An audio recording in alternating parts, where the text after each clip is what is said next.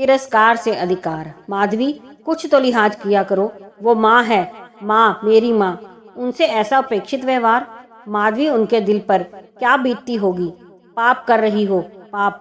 ठीक है, मैं पाप कर रही हूँ तो आप पुण्य कमाओ, मैं कौन सा रोक रही हूँ। तुम्हारी माँ है तो जाओ उनके आंचल में बैठो, धीरे से तो बोल ही सकती हो। माँ ने सुन लिया तो क्या सोचेगी, वो जाने। रमेश ने अपनी पत्नी माधवी को माँ के प्रति सही व्यवहार को सुधारने का फिर प्रयास किया, पर हर बार की तरह फिर वो असफल ही रहा। बात आगे बढ़ाने का मतलब रमेश खूब समझ रहा था। माँ का रहा सहा सम्मान भी जाना और रोज की किचकिच से अपने 4 वर्षीय मुन्ना पर गलत प्रभाव पड़ना। मार्ग कोई सूझ ही नहीं रहा था।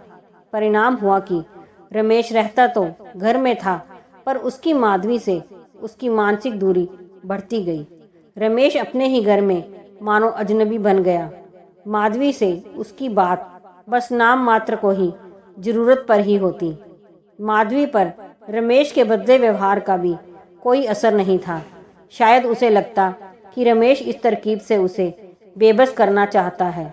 रमेश धीरे धीरे आत्म केंद्रित होता गया। उसे जितना समय मिल पाता या फिर जितना वो कर सकता, माँ का ध्यान भी रखता और सेवा भी करता। इस सब से माधवी की चिढ़ माँ के प्रति और बढ़ती जा रही थी। अब तो माधवी को जो कुछ भी ताना देना होता, उसे माँ की भी उपस्थिति की भी चिंता नहीं होती। बेबस रमेश स्थिति को जितना संभालने का प्रयत्न करता, स्थिति उतनी ही बुरी होती जा रही थी। और एक दिन माँ ने रमेश से कहा, बेटा, गांव से आए काफ़ी दिन हो गए हैं, मेरी इच्छा है कुछ दिन वहाँ रह आऊँ, सबसे मिलना हो जाएगा। बेटा, बस मुझे बस में बिठा देना, मैं खुद ही चली जाऊंगी। रमेश जानता था माँ गांव क्यों जा रही है। बेटा था उसका, क्या उसकी आंखों की भाषा नहीं समझता।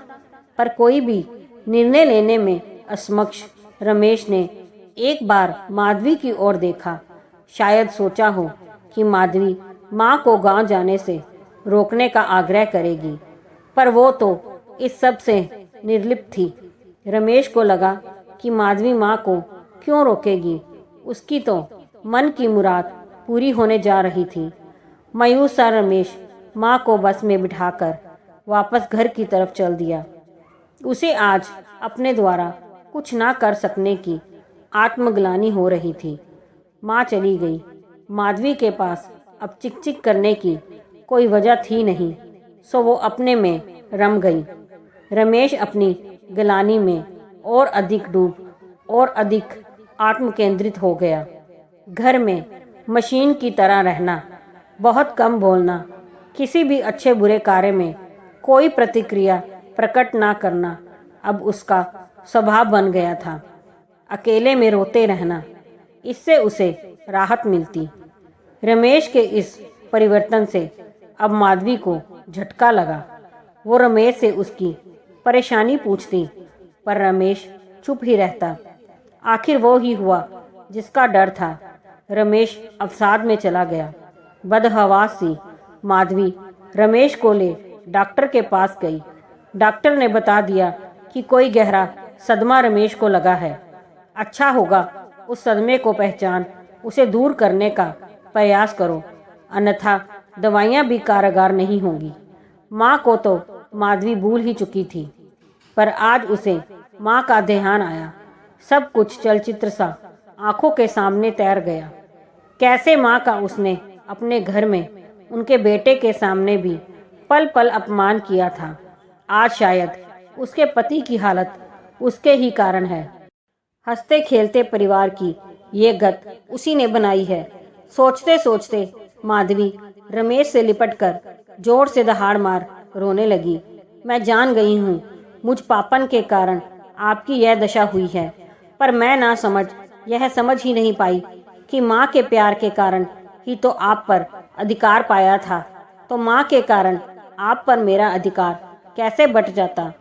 मैं अभागन समझती रही कि माँ ने तुम्हें मुझसे छीन लिया है, पर उनके जाने पर तो मैं तिरस्कृत हो ही गई।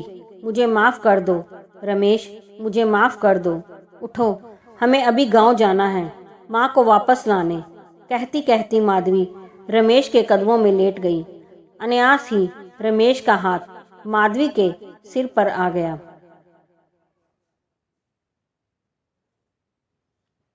दोस्तों, अगर कहानी पसंद आई हो तो लाइक, सब्सक्राइब, शेयर जरूर कीजिए।